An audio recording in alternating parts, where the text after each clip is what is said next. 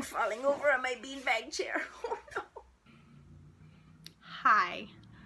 I know that most of you would rather watch me struggle to sit in a beanbag chair for 2 minutes, but today we're going to be talking about goals and what it means to set an effective goal.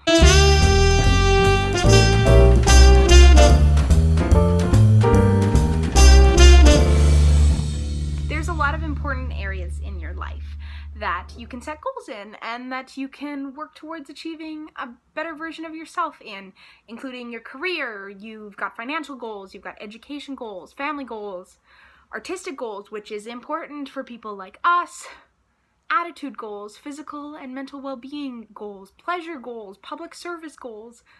There's a boatload of different places that are worthy of goals, but today we're going to talk about a very general outline for how to set a goal.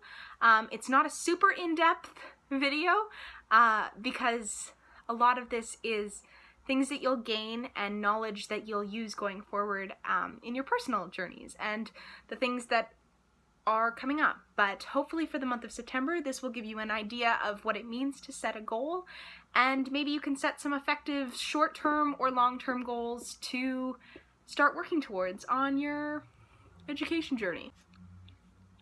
That's my fish tank. Oh, look at my frog swimming in it. Their names are Bert and Ernie. Also, I hope you appreciate all the cutaways that are going to come with this video because I cannot focus for more than 15 seconds at a time. So there's two different kinds of goals, short-term goals and long-term goals. Short-term goals could just be goals that need to happen in a shorter amount of time or that are going to happen in the next couple weeks.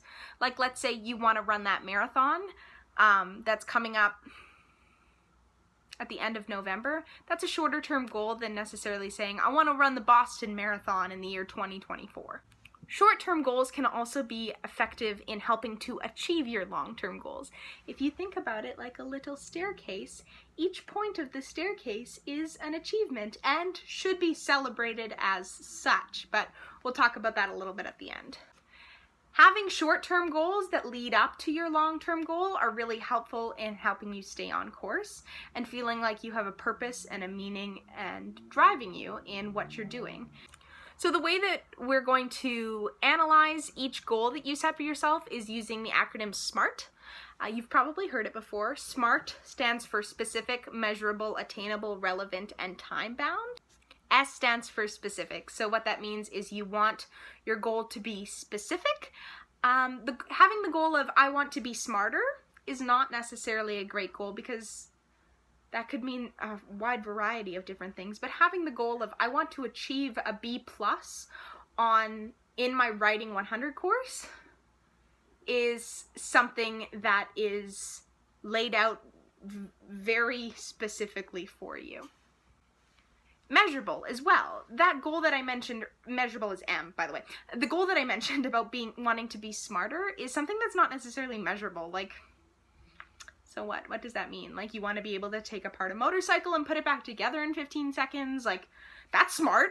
That is something that takes a lot of brain power, but the goal of attaining a B+ in your Writing 100 class is measurable because there's an actual, quite literal scale where you can see where you can place yourself along the line. A stands for attainable. So at some point in our lives, we all have to come to this realization that we can't all marry a prince. I'm holding out hope. Attainable. You want to set goals that are achievable and goals that you won't feel like you have failed at doing because it would just discourage you from continuing on.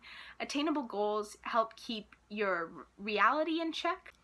R stands for relevant. You want to be passionate about the goals that you're setting for yourself because if you're not going to be motivated to complete them. It's difficult to do things just because that's what your parents expect of you or your siblings expect of you or your culture, your society expects of you. It's hard. It's heartbreaking. If you're here in the fine arts department, it's because it's something that you love to do and it's something that you're passionate about. So I know you guys come with a fire and a passion for writing and for expressing yourself creatively. Keep that passion alive by setting goals that help to inspire you. It's hard to face burnout as a student, and it's hard to face burnout as an artist, and it's really hard facing burnout as a student artist. So respect yourself and set goals that will make you happy, for you. No one else. Set them for you. And then finally, T stands for time bound. So like that goal I mentioned earlier, I want to be smarter. Okay, like when do I want to be smarter by? Doesn't make a lot of sense. But I want to achieve a B+ in my writing class. There's an evident end date to that. It's either the end of the semester or the end of the school year, because Writing 100 is a year-long course. Having a time ending, like and a date in which you can look back and say, oh, look at, I have achieved this goal because it is April and I'm getting my mark back. Look at this mark. It's a lot easier to feel like you've accomplished something and to celebrate that. Some other tips: state each goal as a positive statement and express your goals positively. You're going to execute this goal well instead of stop making stupid mistakes. You wanna be your own cheerleader, and it makes you want to achieve things more when you speak about yourself in a positive light. And I hope you do speak about yourself in a positive light, because you are all wonderful people. As well, set priorities. This is a big one for university students. We have so many different things going on at once. I can't even begin to name them all. Setting priorities will help to alleviate a lot of stress in a lot of areas of your life. That'll be another video lecture as we get into midterm season. I said midterm. Yeah, it's coming. If you set your priorities and you make sure that you get your Tuesday class done before your Wednesday class, it will help to sort your life out and help make the steps towards your goals a lot more clear and precise, and make you feel like you're walking along a very specific path. You want to be achieving these things. Every time you achieve a goal, it's cause for celebration, and it's really important that you do celebrate, because that A on your assignment and the B+ on your midterm and the positive feedback you got from the TA, all of that leads up to that really awesome mark that is your goal. If that is your goal, of course, all of your goals will vary, but I do encourage you to take a look at the sheet that I've posted as a Microsoft Word document in conjunction with this, and think about goals in 3 different areas of your life. I will relist, I have the areas of your life relisted, also with a couple of other things that can be included, and I'd like you to consider setting goals in at least 3 different areas of your life. I will be doing the same thing. It's really important for me to set goals at the beginning of every semester, or at the beginning of every life change that I experience, because it keeps me motivated and helps me feel like I'm on track to success, especially as artists. Like I said, you're all very creative individuals, and because the possibilities are limitless in what we can do and will do with our lives, if we have specific goals set for us in the now, it will help us feel like we have passion and purpose. So I'm going to be writing my goals on my little whiteboard over there by my yellow backpack and my frogs, and I will be sharing them with you guys on our Goal Diggers page. This is our asynchronous September programming, and hopefully we've gotten a little bit out of it.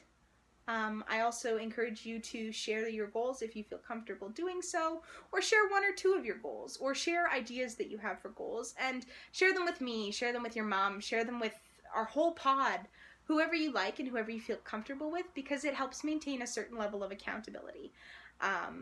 Especially for those of us like myself who struggle with things like getting distracted every 15 seconds. Although I am impressed. This is a 3-minute long clip, and I haven't even gotten distracted by anything yet.